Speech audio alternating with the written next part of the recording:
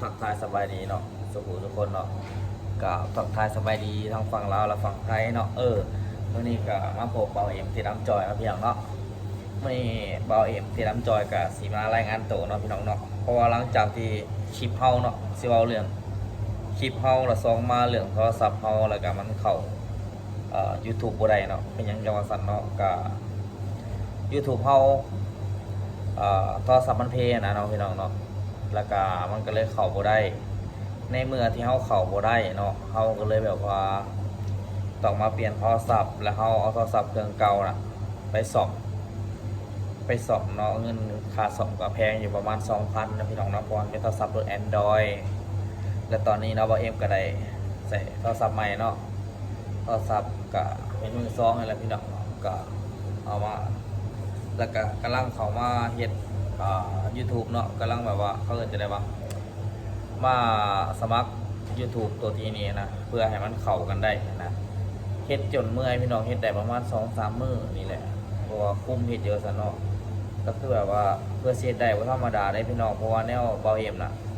สมัคร YouTube เป็นหยังน่ะมันเป็นเบอร์ลาวสินะเป็นเบอร์ลาวเป็นซิมลาวอย่างประมาณนี้นะแล้วเบาเอ็มตัวเบาเอ็มมันอยู่ไทยเนาะพี่น้องเนาะก็เลยแบบว่าม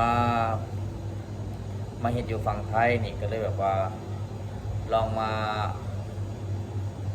ว่าอยากเฮ็ดคลิป YouTube อย่างประมาณนี้นะพี่น้องเนาะก็แบบว่าจะได้ว่าเห็นคนอื่นเฮ็ดก็อยากเฮ็ดน้ำเขานะพี่น้องเนาะเพราะว่าคนติดตามเบาเอ็มก็มันก็80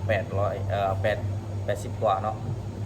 800บ่หรือ80กว่าเนี่ยก็ทักชื่อว่าผิดเนาะอีกบ่กี่ร้อยก็น่าสิถึงพันอย่างประมาณนี้นะก็เลยแบบว่าเฮ็ดต่อไปอย่างประมาณนี้นะหลายคนก็ว่าโอ้ผู้ติดตามหลายวันนั้นคือบ่เห็นให้มันเรียบร้อยอย่างเห็นให้มัน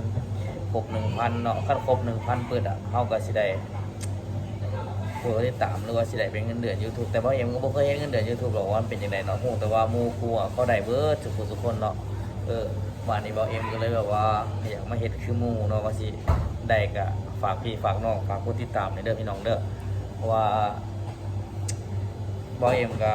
สู้นะพี่น้องเนาะเพราะว่าตอนนี้เฮาก็เฮ็ดงานเนาะเฮาก็แบบว่าคันว่าคลิปใดบ่ดีก็ฝากติดตามเนาะพี่น้องเนาะฝากกดไลค์เด้อกดไลค์กดแชร์เนาะเพราะว่าเพิ่มผู้ติดตามให้บ่เอ็มแน่เนาะเพื่อสิได้มีกำลังใจติดต่อเนาะเพราะว่าคันว่าคลิปอยู่ไฮยีน่าเนี่ยคือสิบ่มีคือเก่าเลยพี่น้องมันก็สิคลิปแบบอยู่ในเมืองอย่างประมาณนี้นะเนาะพี่น้องเนาะอาจสิเป็นคลิปแบบการกินบ่คลิปเฮ็ดกับข้าวอย่างประมาณนี้นะพี่น้องเนาะแล้วเฮาก็สิมาอัปเดตลงให้พี่น้องๆเบิ่งเนาะว่าสิเป็นจังไดก็ฝากพี่ฝากน้องกดติดตามเนาะสำหรับคลิปนี้เนาะบ่าวเอ็มก็สิเริ่มสร้างเนาะพี่น้องเนาะเริ่มทำปรับปรุงใหม่อย่างประมาณนี้เนาะอาจกล่องรุ่นเก่ามันอาจสิแบบว่าเบอร์หรือว่าบ่ชัดบ่แจ้งอีหยังเนาะแต่ว่ารุ่นนี้อาจสิแจ้งกว่าเก่าเนาะพี่น้องเนาะ